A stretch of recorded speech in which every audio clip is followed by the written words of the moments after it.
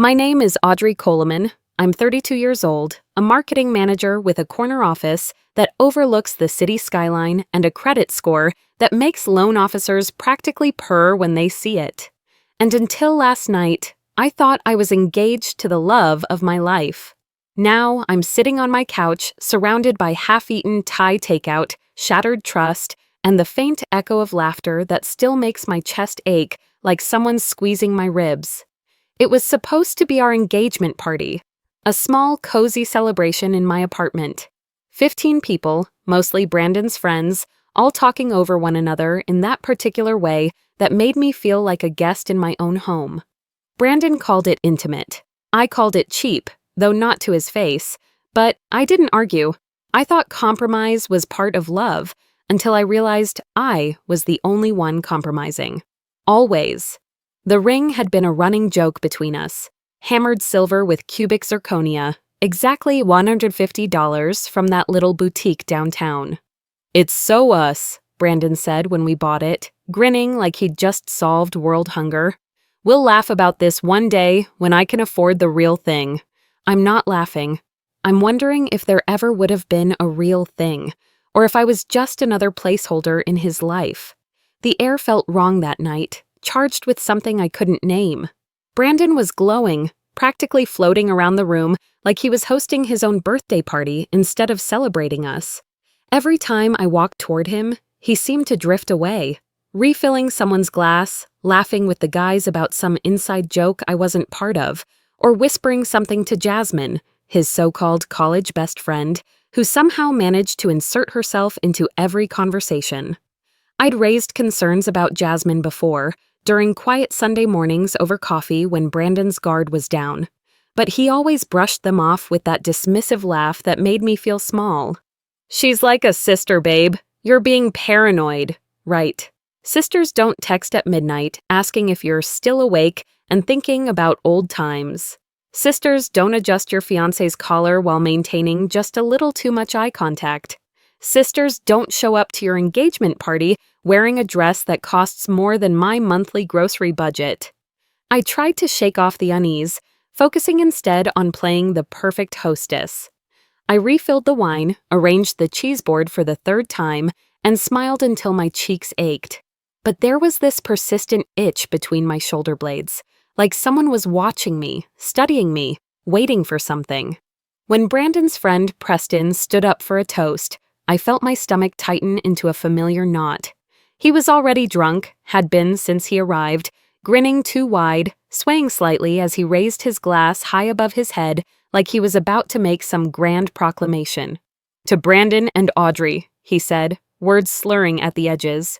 "Two people who prove that love can survive anything, even Brandon's backup bride." The words hit the room like a record scratch. Laughter erupted. Awkward, sharp, like glass breaking against concrete. I felt the blood drain from my face as Brandon's expression froze, his easy smile cracking around the edges. "Preston, don't," Brandon said. But his voice was weak, lacking any real authority. But Preston was on a roll now, emboldened by the alcohol and the nervous energy in the room. He turned toward Jasmine with a theatrical wink that made my skin crawl. "Come on, Jazz. You've always said if Audrey ever messes up, you'll be ready on the bench, right? Ready to step in and save the day?" The room went silent. Not just quiet, silent. The kind of silence that makes your ears ring and your heart pound so loud you're sure everyone can hear it. My eyes darted to Brandon, searching his face for outrage, for defense, for anything that looked like the man I thought I'd fallen in love with. He wasn't looking at me. He was looking at her, and she was smiling. Not the embarrassed, horrified smile of someone caught in an uncomfortable moment, but something else entirely. Something pleased. Something that suggested this wasn't the first time this particular topic had come up in conversation. That smile hit me harder than any slap could have. It was the smile of someone who'd been waiting for this moment, who'd been preparing for it. The smile of someone who knew exactly what Preston was talking about because she'd been part of the conversation all along. Someone coughed. Someone else let out a nervous giggle that died quickly in the suffocating atmosphere. Brandon said nothing. Absolutely nothing. The man who claimed to love me, who'd asked me to spend the rest of my life with him, just stood there like a deer in headlights while his friend humiliated me in front of everyone we knew. I stood up slowly, my chair scraping against the hardwood floor like a gunshot in the silence. Every eye in the room turned to me, and I could feel their pity like a physical weight. "Wow," I said softly, my voice surprisingly steady. "A backup bride. That's really practical thinking, Preston. Very strategic." Preston blinked, his alcohol-clouded brain finally catching up to the magnitude of what he'd just done. "Audrey, it's just I cut him off with a raised hand, still maintaining that deadly calm that comes just before the storm.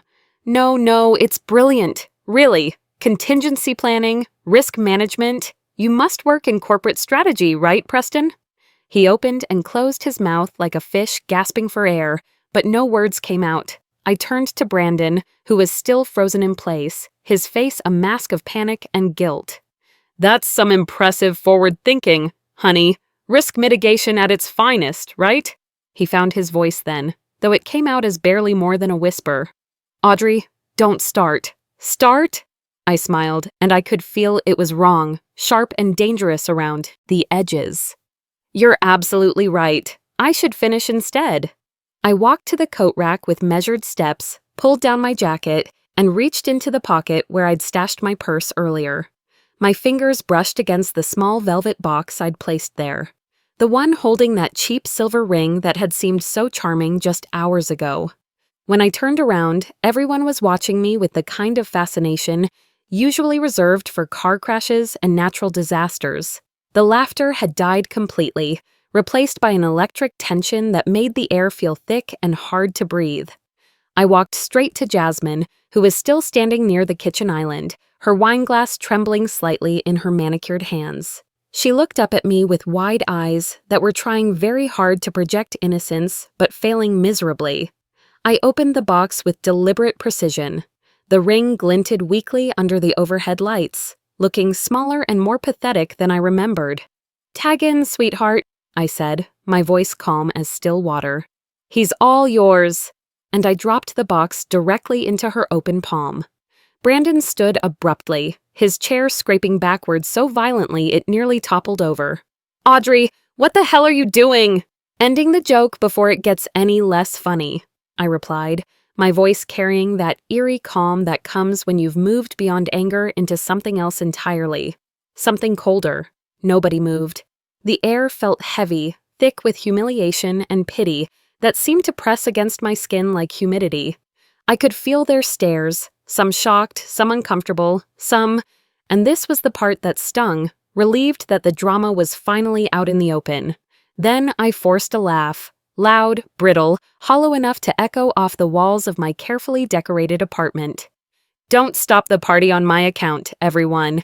Keep celebrating this brilliant little backup plan." Preston mumbled something about it being just a joke, his face flushed red with embarrassment and alcohol, but I was already moving toward the door. My legs felt steady beneath me, which surprised me. I'd expected to feel shaky, uncertain, but instead I felt focused with laser precision. "Party's over," I announced, pulling the front door open wide and gesturing like a hostess at the world's most uncomfortable dinner party.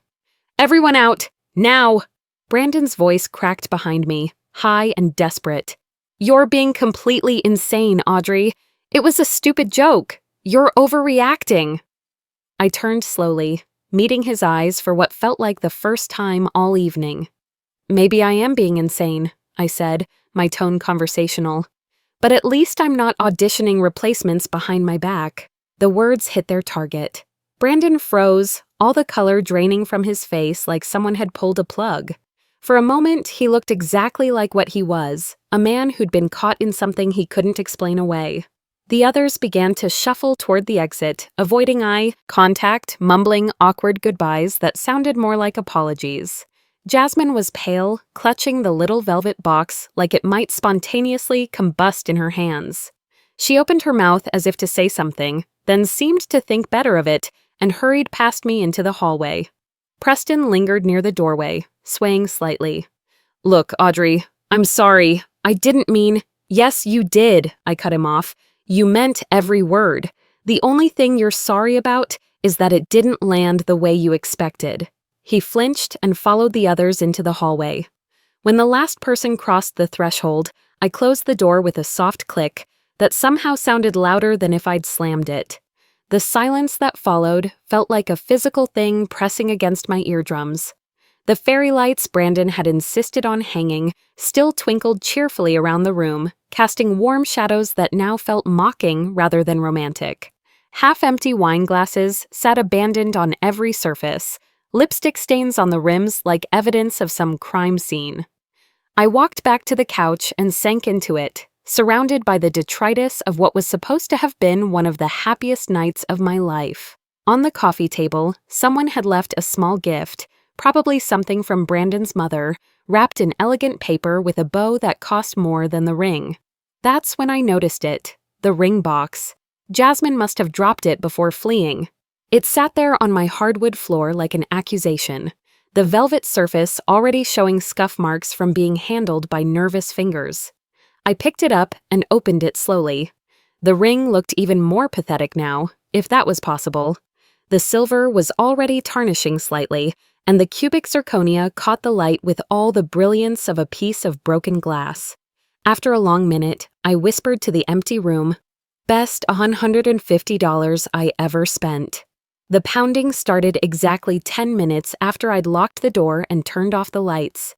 Brandon's voice cut through the hallway walls, angry and slurred. Apparently, he'd found a bottle somewhere after leaving my apartment. "Audrey, open the damn door! You embarrassed me in front of everyone!" Behind him, I could hear Preston and some of the others, their voices joining in a drunken chorus of indignation. "You owe him an apology. That was way too far. You made a scene over nothing." I didn't answer. Instead, I walked calmly to my bedroom, pulled out my noise-canceling headphones, a birthday gift to myself last year when I'd gotten my promotion, and connected them to my phone. I scrolled through my Spotify until I found a playlist called Empowering Breakup Songs that I'd created ironically months ago. Now it seemed prophetic. They kept at it for 20 minutes, maybe longer. Yelling, cursing, calling me crazy, calling me a bitch, calling me every name they could think of, while their courage was bolstered by alcohol and mob mentality. Through my headphones, I could see Brandon's shadow moving back and forth in the gap under my door, pacing like a caged animal. Then I heard Preston's voice, clearer than the rest. "Dude, she might call the cops. We should go." The hallway finally went quiet. I didn't actually call the police that night, but I filed the idea away for future reference. I just let them think I might, which apparently was enough to send them scurrying back to whatever bar they'd probably end up at, dissecting the evening and deciding it was all my fault. The next morning hit me like a freight train. Not emotionally, that would come later, but practically. My phone looked like it had been the target of some kind of digital bombing campaign. Over 100 notifications crowded my screen. Texts, missed calls, voicemails, Instagram messages, even a few emails. All from Brandon, Jasmine, or their circle of enablers. I made coffee first, priorities, and then settled in to read through the carnage while my apartment filled with the familiar smell of French roast and impending freedom. Brandon's messages followed a predictable pattern. The first few were angry, sent around 2 a.m. when he was probably still drunk and riding the adrenaline of public humiliation. "How could you embarrass me like that?" "It was a joke, Audrey, a stupid joke. You have serious trust issues. Maybe you should see someone." Then came the guilt-tripping phase, probably sent after he'd sobered up enough to realize the implications. "You're throwing away 2.5 years over nothing. I can't believe you'd ruin something good over Preston being an idiot. My mom called. She's horrified. She thinks you need professional help. We were supposed to be a team." The final message, sent at 6:47 a.m., was the one that made my decision easy. "I'm staying at Jasmine's place for now. I hope you're happy with yourself." I stared at that last text for a full minute, coffee growing cold in my hands. Staying at Jasmine's. Of course he was. The backup plan was already in motion, probably had been for longer than I wanted to think about. I blocked his number, then I blocked Jasmine's, then Preston's, then every number I recognized from last night, including Brandon's mother, who had apparently been drafted into this campaign of emotional manipulation. One by one, I deleted them from my life with the same precision I used to organize marketing campaigns at work. Click, block, delete, click, block, delete. When I was finished, the silence felt foreign but clean, like the air after a thunderstorm. By 8 a.m., I was already dressed and ready for action. I'd called in sick to work, something I rarely did, but my assistant manager would understand once I explained later. Right now, I had more pressing matters to handle, starting with making sure Brandon could never use his key to waltz back into my life whenever it suited him. The locksmith arrived exactly when promised, a middle-aged woman named Rita who took one look at my face and asked no questions beyond the technical ones. I stood by the door while she worked, systematically changing every lock, installing a high-security deadbolt, and handing me a set of shiny new keys that felt like tiny symbols of independence. "Boyfriend?" she asked as she packed up her tools. "Ex-fiancé," I corrected. "Good for you," she said simply. "180. Worth every cent." When Rita left, I looked around my apartment with fresh eyes. It didn't look like home anymore. It looked like a crime scene, evidence of a relationship that had been built on lies and maintained through my willful ignorance. Half-empty glasses still sat where the guests had abandoned them, lipstick stains like little red accusations. The cheese board I'd so carefully arranged was now just sad, wilted garnish and hardened brie. But scattered throughout my space were Brandon's things, his clothes in my closet, his toiletries crowding my bathroom counter, his stupid, ergonomic chair taking up prime real estate in my living room corner, his weighted blanket that he claimed helped with his anxiety, but really just made me too hot at night. Every item felt like a small invasion, a reminder of how completely I'd let him infiltrate my space, my life, my sense of self. I grabbed a stack of moving boxes from the storage closet, leftovers from when I'd moved into this place 2 years ago, back when I thought I was building something permanent and beautiful. Now they would serve a different purpose entirely. His shirts went first, still smelling faintly of that cologne I used to love, but now made my stomach turn. Designer button-downs I'd helped him pick out, casual t-shirts I'd worn to bed, sweaters I'd given him for birthdays and Christmas.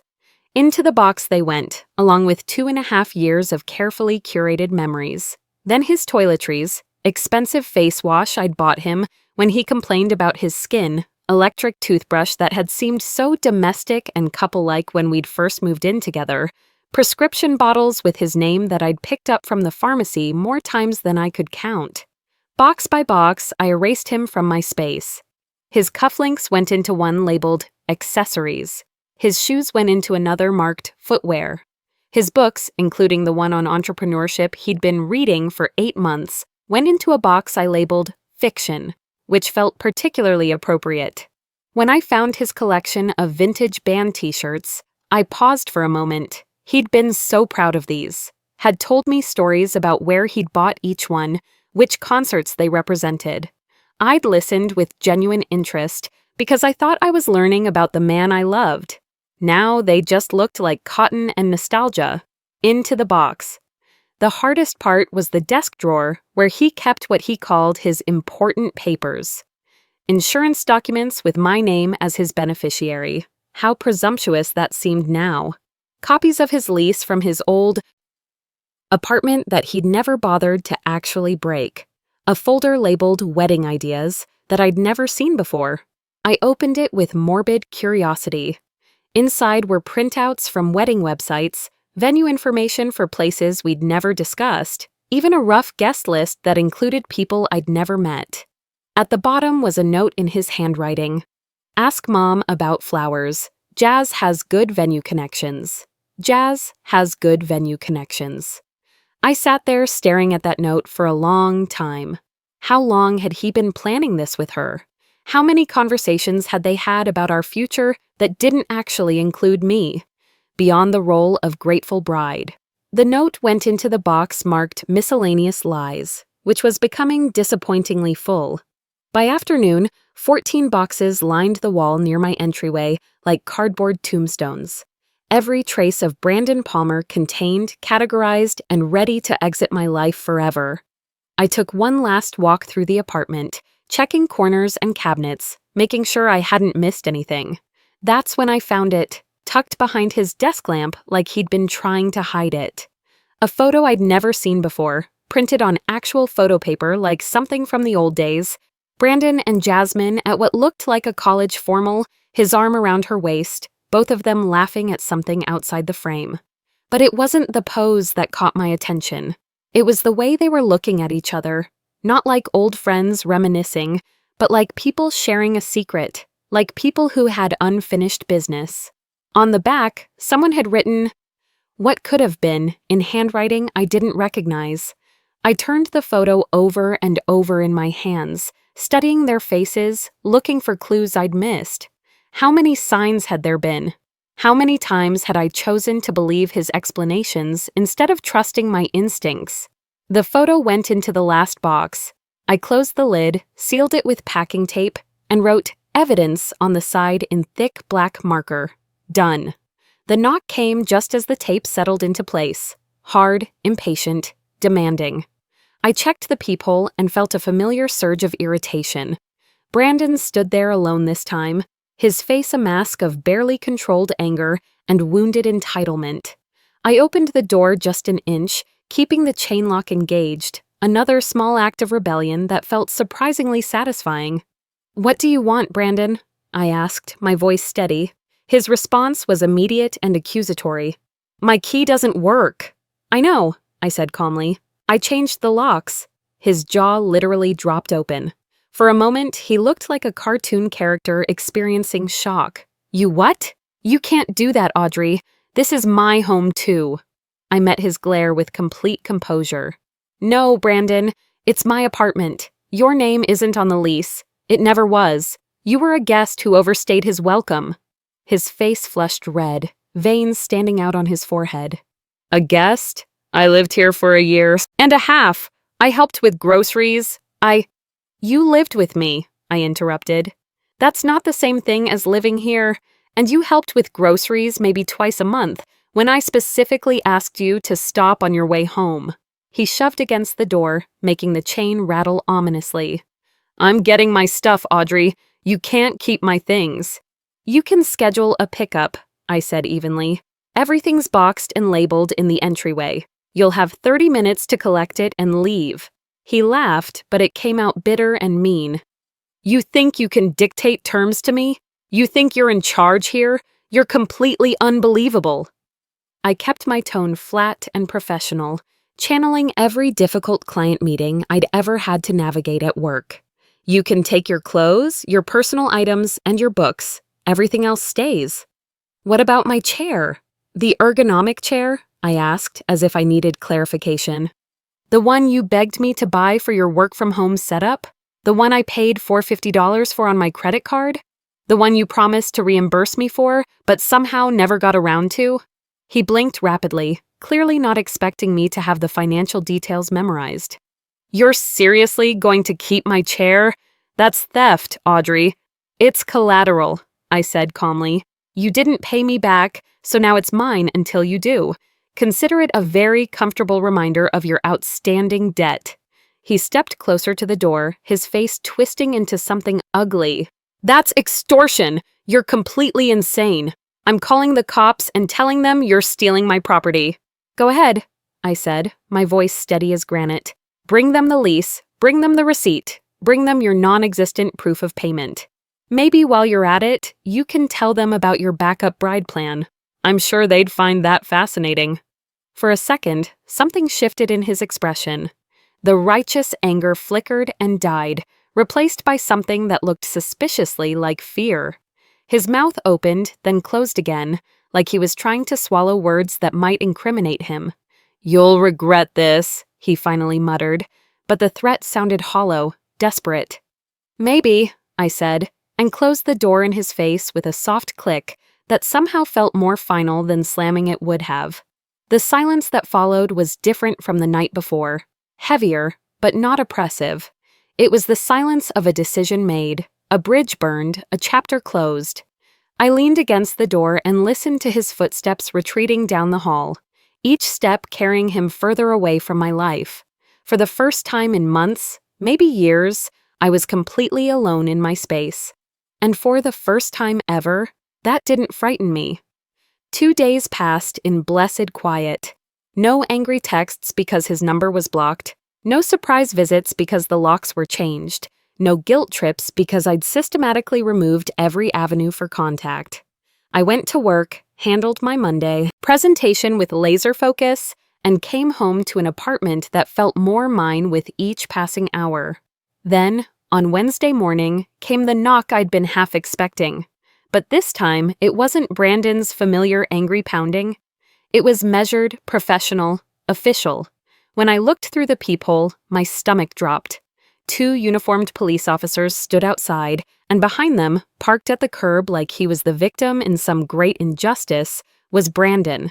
And of course, Jasmine was with him, leaning against his car and trying very hard to look like an innocent bystander.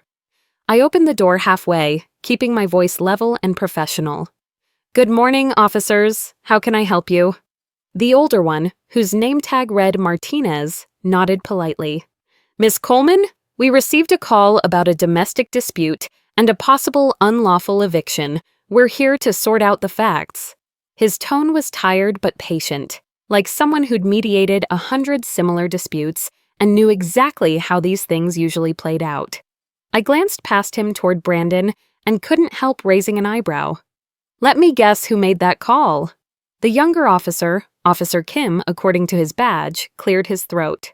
"Ma'am, if your boyfriend was living here and you locked him out without proper notice, that could potentially be considered an illegal eviction under tenant law."